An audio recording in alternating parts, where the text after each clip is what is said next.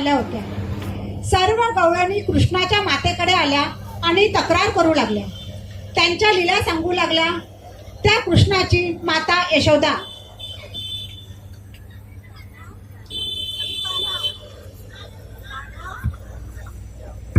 ए कान्हा,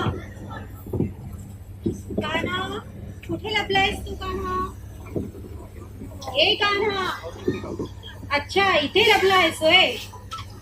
चल निघ कान्हा,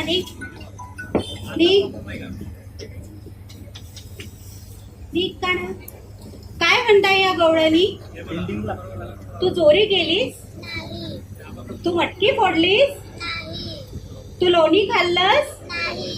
तू दही खाल्लंस? मग चल आता तुला उफळालाच बांधून ठेवते.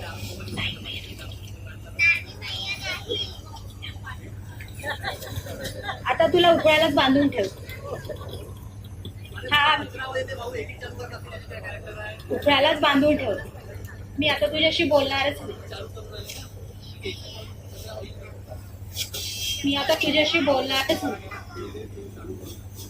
कान्हा, मला माहिती आहे रे, या सगळ्या गवळणी खोट्या बोलत आहेत. मला माहिती आहे माझा कान्हा असा कधीच करणार नाही.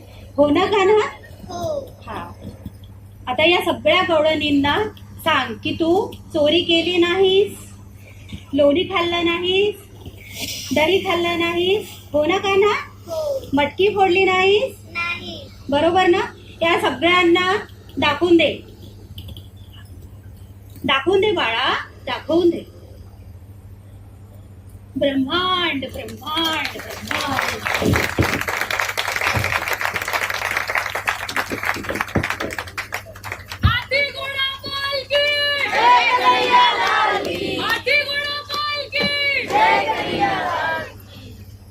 जगातल्या उदात्त प्रेमाचं प्रतीक म्हणजे राधा कृष्ण.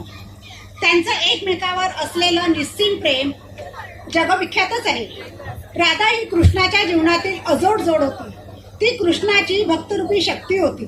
ऐकूया तिचे मनोगत. राधा.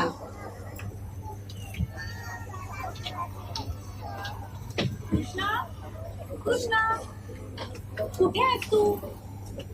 वारे इतका छळतोस मला. बघ, मी तुला अपूर्ण भेट आणली आहे. तुला नक्कीच आवडेल माझी ही भेट. ही गोपी, ही वैजंती माळ आणली आहे मी तुझ्यासाठी. कृष्णा, माझ्या या प्राण भेटीला स्वीकार कर. क्षणासाठीही दूर करू नको. माझ्या रूपात तुझ्याजवळ सदैव असू दे. करशील ना रे या वेळा सखीची मागणी पूर्ण? मुरलीधरा, तुझ्या या मुरलीने मन वेळावून जातं.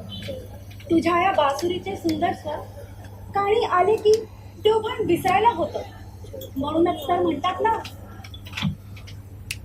तू श्याम रंग पाखणा नजर विरविते,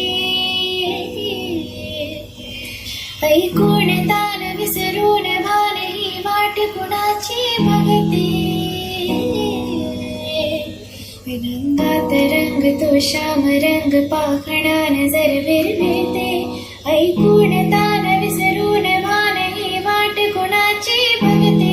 त्या सप्त सुराच्या लाटेवरून साधाय कुणी होई राधाई बावरी हरीची राधाई बावरी.